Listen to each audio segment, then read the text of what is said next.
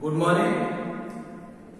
मैं जनार्दन कुमार निषाद, कक्षा second year, विषय शारीरिक शिक्षा, पाठ 2 शारीरिक वृद्धि एवं विकास, भाग 4 में हम पढ़ाएंगे आपको शैशवावस्था की परिभाषा एवं उसकी विशेषताएं। आइए शैशवावस्था क्या है ये जानते हैं। शैशवावस्था शिशु अवस्था का, बालक का एक अत्यंत महत्वपूर्ण आधार है। इस अवस्था में बालक अपने जीवन का प्रथम 2 वर्षों में अपने जीवन का भावी शिलान्यास करता है। यूं मानिए कि पूरे अवस्था का प्रथम अवस्था यही शैशवावस्था, इसका आधार अत्यंत रोचक माना गया है। आइए हम जानते हैं स्टैंस ने कहा है प्रथम जीवन के 2 वर्षों में बालक अपने भावी जीवन का शिलान्यास करता है। वहीं एडलर ने कहा है बालक के जन्म के कुछ माह बाद ही यह निश्चित किया जा सकता है कि जीवन में उसका स्थान क्या है। एडलर ने कहा बालक के जन्म के बाद शिशु अवस्था में उसका स्थान क्या होता है, उसकी तीव्रता क्या होती है, उसके सीखने का ललक क्या होता है, वह इसी कुछ प्रथम 2-3 माहों में पता चल जा सकता है कि वह उसका स्थान समाज में क्या होगा। आइए हम शैशवावस्था की प्रमुख विशेषताओं पर चर्चा करते हैं। पहला चर्चा है सीखने की तीव्र प्रक्रिया।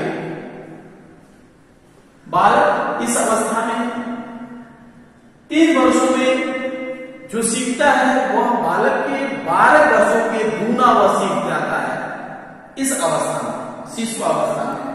वही भाषा का विकास, शिशु अवस्था में बालक का टूटी फूटी आवाज, भाषा का विकास होता है। तीसरे में उचित अनुचित ज्ञान का अभाव, प्रत्येक वस्तु को मुंह में डालने का स्वभाव उसका रहता है। इस अवस्था में उचित अनुचित का ज्ञान उसे नहीं रहता है और किसी भी वस्तु को पाता है वह मुंह में डाल लेता है। किसी भी वस्तु को पकड़ने की उसे आभास नहीं है, उसे पता नहीं चलता यह है क्या। उचित अनुचित का ज्ञान उसे शिशु अवस्था में नहीं होती है। मानसिक क्रियाओं में तीव्रता, नेक्स्ट है मानसिक क्रियाओं में तीव्रता।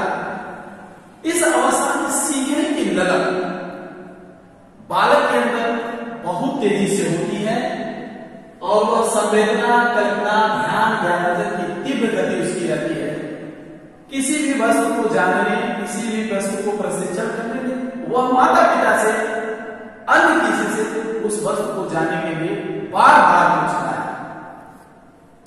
उसी बात नेक्स्ट है कल्पना लोक में विचरण। शिशु अवस्था में बालक का दिमाग अधिक लोक विचरण में रहता है। किसी वस्तु को देखता है तो वह ये सोचता है कि काश हम इसी तरह हो जाए, अर्थात लोक विचरण में अत्यधिक वह मग्न रहता है। अनुकरण की असमर्थता, कुछ ऐसी प्रवृत्ति होती है इस अवस्था में जो उसे क्या करता है,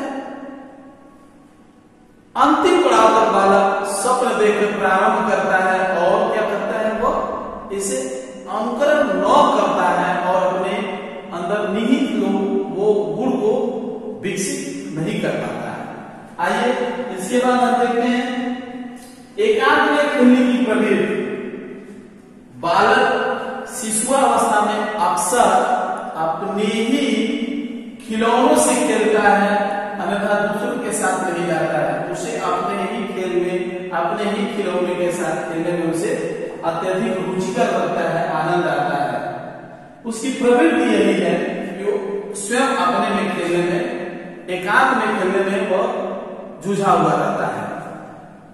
दूसरा है इसके बाद निर्भरता की प्रवृत्ति, दूसरे पर निर्भर होना। शिशु अवस्था में अक्सर बालक किसी भी वस्तु को पाने के लिए भूख लगने पे वो क्या करता है, चिल्लाता है, अपने टूटी फूटी भाषाओं में बोलता है। तो माता पिता या घर के जो भी लोग होते हैं उसकी आवश्यकता को पूरा करते हैं। आइए शिशु में अनुकरण करने की प्रवृत्ति क्या होती है ये जाने।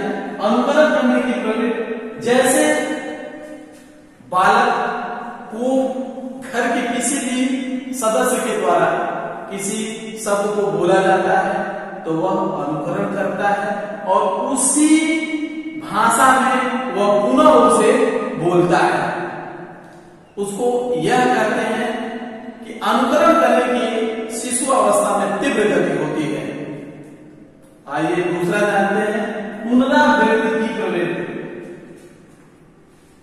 पुनरावृत्ति की प्रवृत्ति में बालक अगर किसी शब्द को वह जानता है, सुन लिया रहता है, उसे बार बार उस शब्दों को, उस कहे हुए बातों को दोहराता है। अर्थात उसकी प्रवृत्ति क्या हो जाती है, बार बार दोहराने का, और उसे अच्छा लगता है।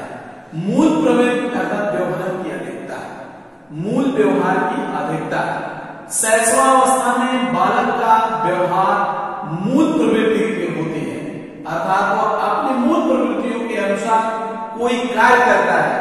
जैसे कि भूख लगने में बालक चिल्लाता है और उसे उसकी आवश्यकता मिल जाती है। अर्थात यह अवस्था एक आधारभूत अवस्था होती है। वहीं भावी जीवन का यह शिलान्यास भी करता है, इसलिए सबसे महत्वपूर्ण शैशवावस्था माना गया है। इस अवस्था में चलने फिरने बोलने हर आदतों की प्रवृत्ति को वह क्या है, तेजी से सीखता है, तीव्र गति से सीखता है।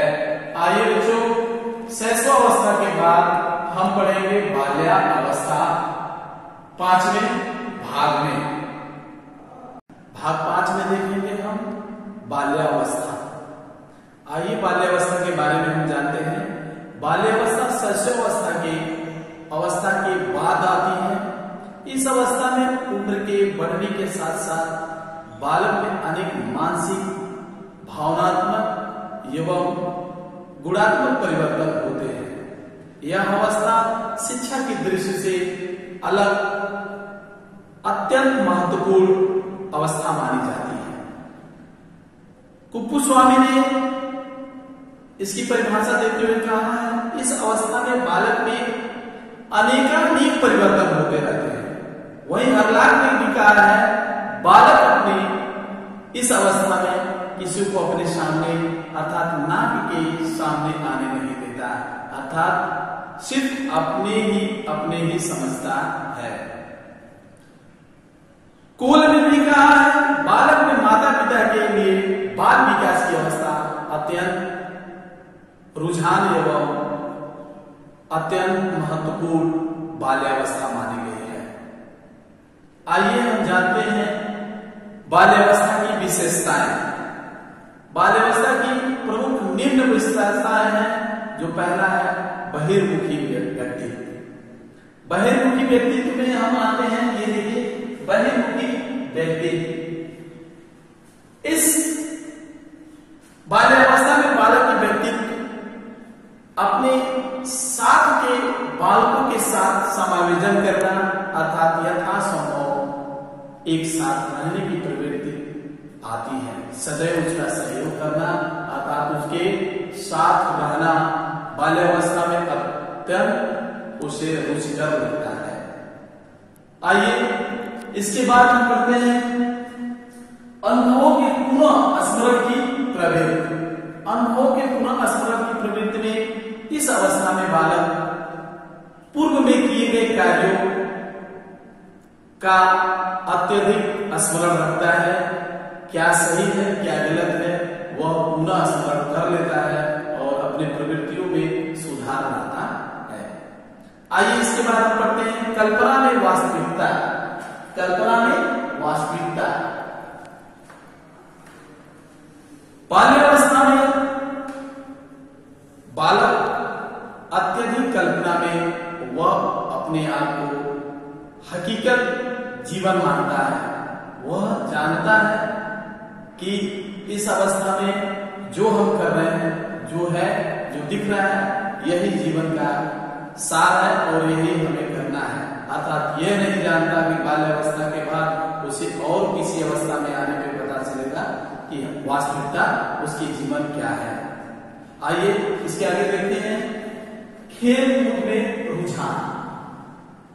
बाल्यावस्था के बाद अवस्था में बालक अत्यधिक खेल में रुझान देता है, अधिक खेलों की तरफ रुझान होता है, अर्थात अपने आप को खेल में रुचिकर भाग लेता है और खेलने पे अत्यधिक समय देता है।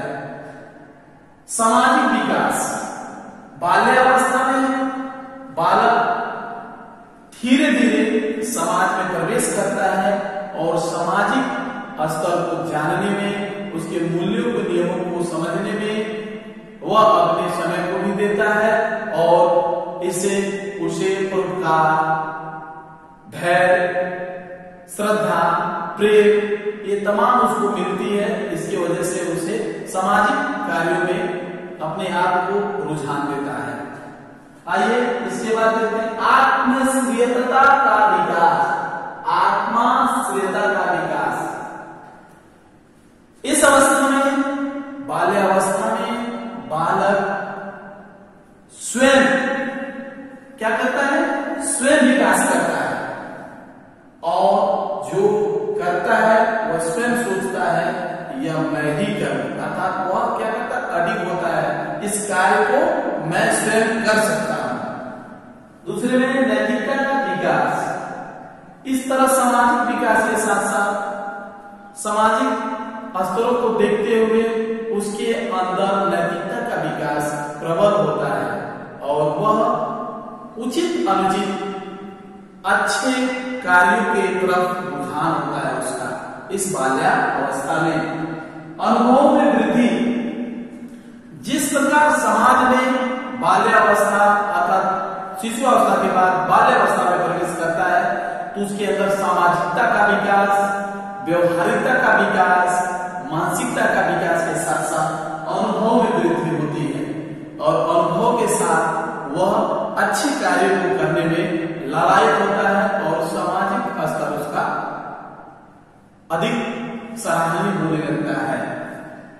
प्रबल जिज्ञासा, प्रबल जिज्ञासा के साथ साथ जो कार्य करता है आत्मीयता से उसे उसमें उसको अच्छा लगता है, प्रशंसा मिलती है, इसलिए उस कार्य को और अच्छे तरीके से करने का उसे क्या प्रबलता मिलती है और वह उस कार्य को और अच्छे तरीके से करना चाहता है। अस्थायी, ध्यान दें, बहिर्मुखी अनुभव, कल्पना, खेलकूद, सामाजिक और आत्मश्रेयता और नैतिकता, अनुभव की वृद्धि, प्रबल और जिज्ञासा, ये सभी मिलाने के बाद बाल्यावस्था में उसे एक अस्थायित्व अर्थात अपने आप को जो कार्य करता है एक प्रबल अडिग, समाज में क्या हो रहा है, क्या करना चाहिए, इसको जानता है और उसे इस बारे में पता चलता है कि मेरा अस्थायित्व, मेरा जगह कहाँ है, मैं क्या कर रहा हूँ, क्या नहीं करना चाहिए। मेरे प्यारे बच्चों, बाल्यावस्था के बाद हम आपको बताएंगे किशोरावस्था। भाग 6 में पढ़ाएंगे हम किशोरावस्था। किशोरावस्था बाल्यावस्था के बाद की अवस्था को किशोरावस्था कहते हैं। यह अवस्था बाल्यावस्था और प्रौढ़ावस्था के बीच की अवस्था होती है।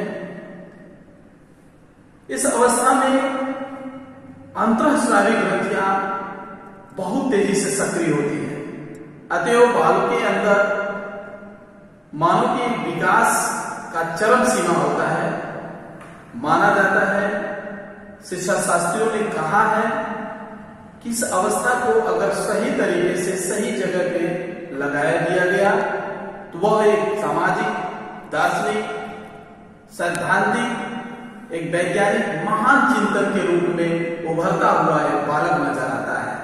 वहीं इसे अनुचित प्रयोग में आया, अनुचित व्यवहार में आया, असंगत में आया, कुसंगत में आया, तो एक तूफानी अवस्था बन जाती है और इस अवस्था में गलत रास्तों पे गलत व्यवहार करना शुरू कर देता है।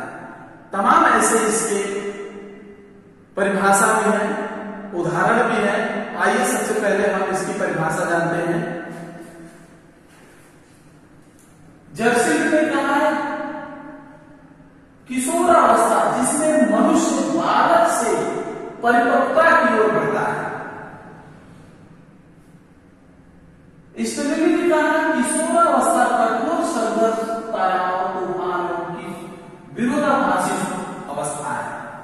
जर्सी ने स्पष्ट किया है कि कठोर संघर्ष, तनाव, तूफान एवं विरोधाभासी अवस्था है।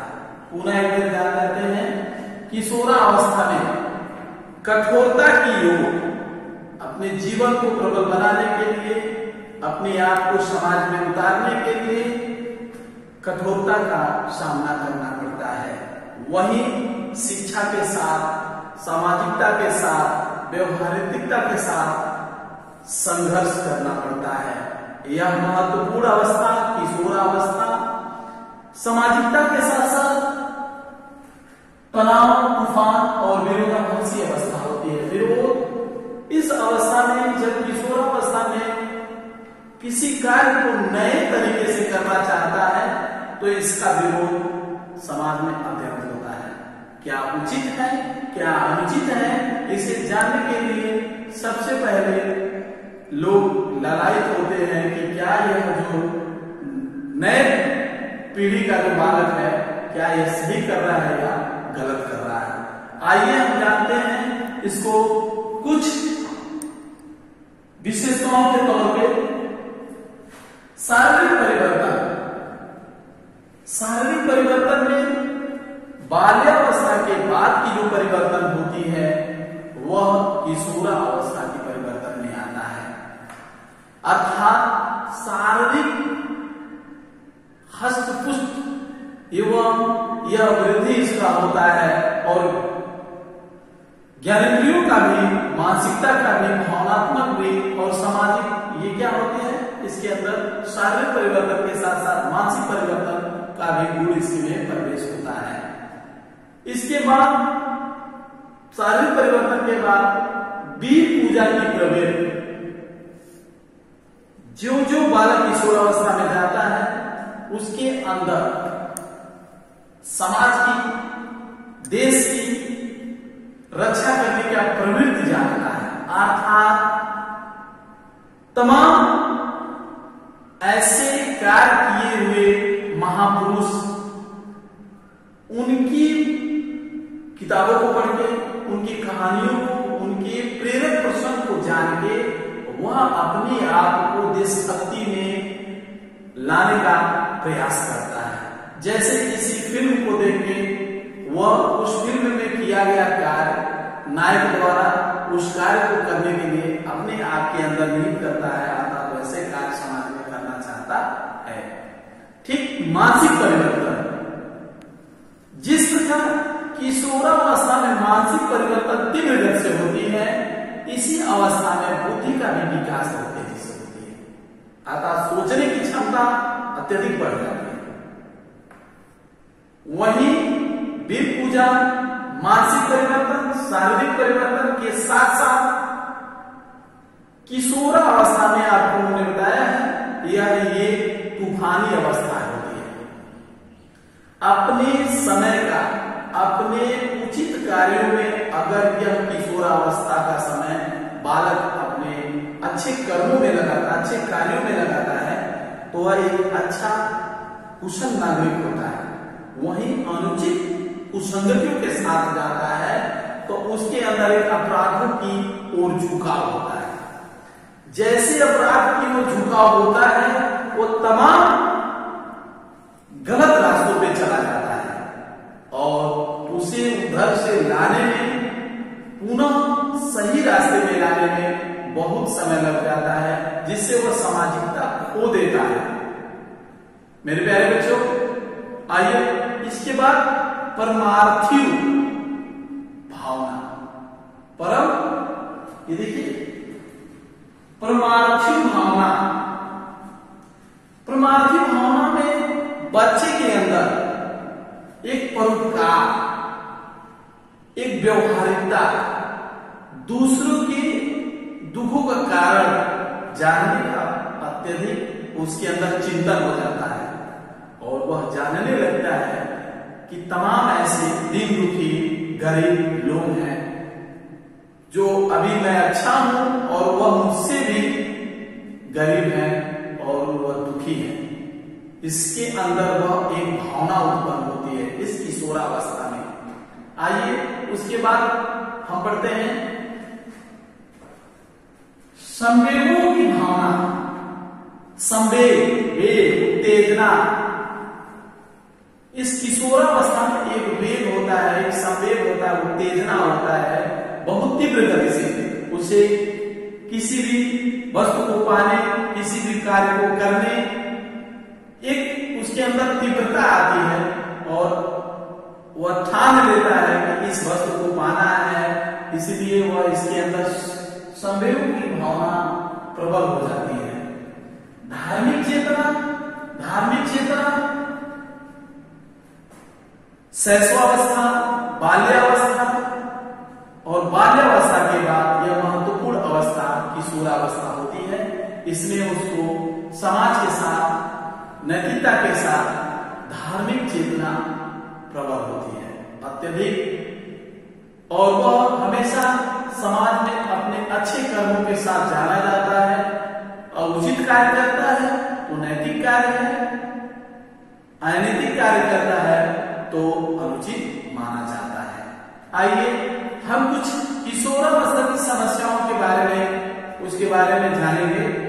किशोरावस्था की समस्याओं क्या है, उसके समाधान हम जानेंगे। नैतिक विकास की शिक्षा, नैतिक विकास की शिक्षा, माता पिता पूरा एक बार ध्यान देंगे। समस्याओं का समाधान माता पिता एवं शिक्षक को चाहिए कि वह बालक हो या बालिका, उन दोनों में किसी प्रकार का भेदभाव न करें। समान शिक्षा जिस प्रकार गुरु देता है उसी प्रकार माता पिता को उसकी पालन पोषण, उसके विकास में, उसके शिक्षा में, उसके सामाजिक दर्शन में हमेशा सहयोग रहे। अन्यथा यही एक अवस्था है, वह विचलित होता है और जब वह अपना प्यार अपने माता पिता की परवरिश में कमी पाता है तो वह क्या है, अपने सामाजिक, अपने परिवार के क्या होता है, विमुख हो जाता है और अपराध करना शुरू कर देता है। आइए इसके कुछ कारक हैं, हम जानते हैं। विकास को प्रभावित करने के कारक हैं किशोरावस्था के हिसाब से। पहला है वृद्धि, दूसरा है घर परिवार, तीसरा है स्वास्थ्य, पोषण, सामाजिक और वातावरण, संस्कृति और परिपक्वता। वृद्धि क्या है, जिस प्रकार समाज में, परिवार में, घर में उसकी देख रेख होगी, उसी प्रकार वह क्या करता है, अपने आप को, अपने शारीरिक वृद्धि करेगा, मानसिक वृद्धि करेगा, उसी के हिसाब से समाज में वह जाएगा। स्वास्थ्य और पोषण, खान पान में विशेष ध्यान देना होगा। सामाजिक वातावरण, सामाजिक वातावरण, यह वातावरण पारंपरिक, इस पे विशेष ध्यान देने योग्य होते हैं। एक बच्चा, एक शिशु का जब जन्म होता है तो वातावरण का बहुत प्रभाव पड़ता है। वातावरण के साथ साथ परिवार का रहन सहन, देख रेख, उसके शारीरिक, मानसिक, बौद्धिक पर विशेष प्रभाव डालता है। और उसका होता है सांस्कृतिक, अर्थात उसका रहन सहन, कल्चर, व्यवहार, बोलचाल क्या है, उसके किशोरावस्था में महत्वपूर्ण भूमिका निभाता है। शैशवावस्था में भी महत्वपूर्ण भूमिका निभाता है। जैसे हम परिवार में रहेंगे, जैसे बोलेंगे, उसी हिसाब से उसका परवरिश होगा, उसका वृद्धि होगा, उसका विकास होगा। परिपक्वता, किशोरावस्था में अत्यधिक परिपक्वता आ जाती है। वह अपने आप को या समाज में एक अपना स्थान मानना शुरू करता है। आइए इसके सभी रूप के बाद हमें रूप देखेंगे, शारीरिक विकास, सामाजिक विकास और मानसिक विकास। ये 3 रूप हैं किशोरावस्था के। क्या है? शारीरिक विकास, शारीरिक विकास के साथ साथ मानसिक, सामाजिक विकास और मानसिक विकास। ये महत्वपूर्ण भूमिका निभाती है एक बालक के ऊपर। तो मेरे प्यारे बच्चों, मैं शारीरिक शिक्षा में आपको जो भी सोपान बताया, आयुवर्ग, किशोरावस्था, बाल्यावस्था और शैशवावस्था, आप ये ध्यान दें, इसको अपने कॉपी में लिखेंगे। लिखने के साथ साथ जो भी प्रश्न है उसको अपने कॉपी में उत्तर लिखेंगे। और उसके बाद आप जानते हैं कि आपकी शारीरिक शिक्षा की बोर्ड की परीक्षाएं होती हैं 50 नंबर की, इसीलिए आपको कॉपी बनाना अनिवार्य है। अब हम चलेंगे तीसरे पाठ पे। तीसरे पाठ का नाम है ड्रग्स एंड डोपिंग, मादक